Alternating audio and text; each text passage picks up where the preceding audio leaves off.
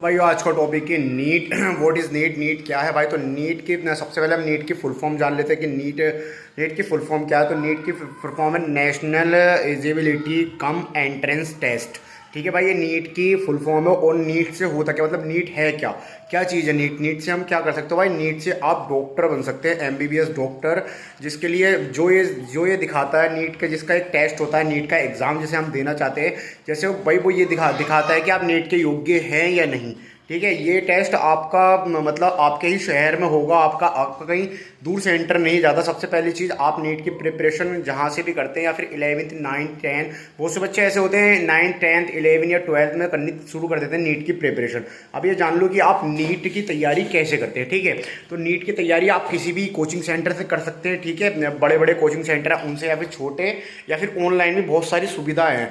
Offline जो coaching centres हैं उनकी फ़ीस आपको मैं बता दूं कि उनकी फ़ीस लगभग 1 से 1,50,000 से स्टार्टिंग है, और 1,500-2,00,000 तक है। ठीक है, और जो ऑनलाइन बैच है उनकी फ़ीस 2,500 रुपये से स्टार्ट है हिंदी मीडियम वालों की, और इंग्लिश मीडियम वालों की 4,500 या 4,200 से स्टार्ट है। ठीक है, अब आगे बढ़ते हैं।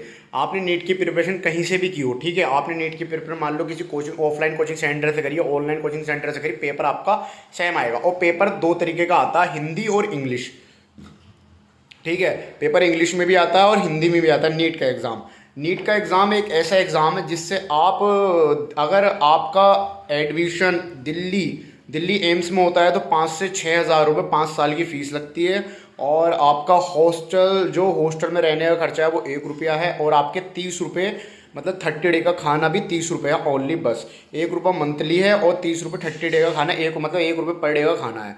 ठीक है, उसमें मैं आपको बता देता हूँ सिर्फ दिल्ली एम्स के लिए 12 एम्स है अपने पूरे इंडिया में। 12 एम्स में अलग अलग फ़ीस है। जैसे दिल्ली एम्स की अपनी 5,000 रुपये 5 साल की है। उसके बाद ये इलाहाबाद एम्स है, और ये बहुत सारी जगह के एम्स हैं जिनकी 15 से 20, 2-2.5 लाख रुपये तक, इससे ज़्यादा फीस नहीं है। मतलब 50, 60, 70 हज़ार। बाकी और मुझे कंफर्म जितना है मैं आपको उतना बता रहा हूँ, कुछ गलत बता नहीं सकता, क्योंकि यार आप भी मेरी तरह एक स्टूडेंट हो। ठीक है, और दूसरी चीज़, आप अगर आप इतना कर लेते हैं किसी अच्छे अच्छे कॉलेज के लिए, एम्स के लिए, या फिर किसी और बहुत सारे कॉलेज हैं। वैसे 22,000 सीट है, तो आप देख सकते हैं कितने ज़्यादा कॉलेज है भाई नीट्स के लिए, जिनमें आप 14 से 15 लाख रुपए में अपना एमबीबीएस कंप्लीट कर सकते हैं। ठीक है, अब आ गई हमारी प्रिपरेशन की बात हो गई, प्रिपरेशन के बाद कॉलेज की बात हो गई। अब ये मैं बता दूं आपको कि इसका ड्रेस कोड क्या होता है। मतलब आप पेपर देने जाते हैं तो उसका ड्रेस कोड क्या होता है।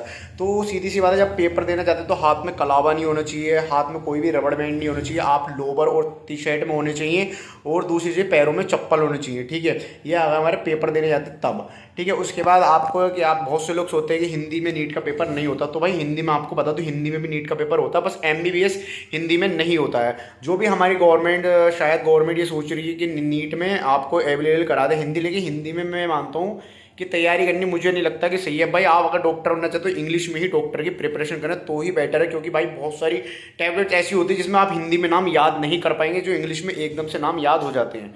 ठीक है, मैं खुद हिंदी मीडियम से हूँ, आपको बता दूँ, आप मेरी और वीडियो देखो तो उनको देख के पता लग जाएगा आपको। और दूसरी चीज़, बहुत से बच्चे ये सोचते हैं हिंदी मीडियम वाले कि यार हमारा तो नंबर नहीं आएगा, ये है वो है। तो आप भाई यूट्यूब पे जाके आप डिमोटिवेट हो जाते हो, तो भाई यूट्यूब पे आके देखो कितने सारे हिंदी मीडियम बच्चों का भाई दिल्ली एम्स तक में नंबर आया। ठीक है, बस 2024 को छोड़ के, बाकी 2023 तक आप उठा के देखोगे कुछ भी तो भाई हुआ है। मतलब 2024 में जो भी हुआ है उसे देख के मुझे लगा। और तीसरी चीज़, अगर आप ये शुरू करना चाहते हैं कि भैया यार हम कहाँ से शुरू करें अपनी नीट की तैयारी, कहाँ से, अगर आप भाई 10th पास आउट हो तो भाई आप नीट के लिए सक्षम हो। भाई आप 11th क्लास से नीट की तैयारी करना शुरू करो, क्योंकि भाई 11th क्लास से आप करोगे 11th और 12th क्लास का ही जो बेसिक है, बेसिक नॉलेज, सारी बुक्स एनसीईआरटी सब वही आता है नीट में, कुछ और अलग से बुक्स वगैरह नहीं लगती है।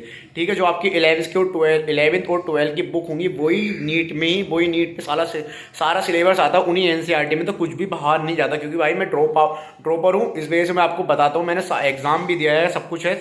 तो भाई आप लोग नीट की तैयारी कैसे भी करना चाहते हो, भाई मैं एक अच्छी वीडियो, सक्षम वीडियो भी डाल दूंगा नीट के लिए। थोड़ी सी मेरी मुझे ओवर वीडियो लग रही है, लेकिन मैं इसके लिए आपको लाइन बाय लाइन भी एक वीडियो डालूंगा, वो भी आप लोगों को जरूर देखनी है। ठीक है, इसके बाद में हो सकता है इसके बाद ये 2-3 वीडियो के बाद वीडियो डालूं।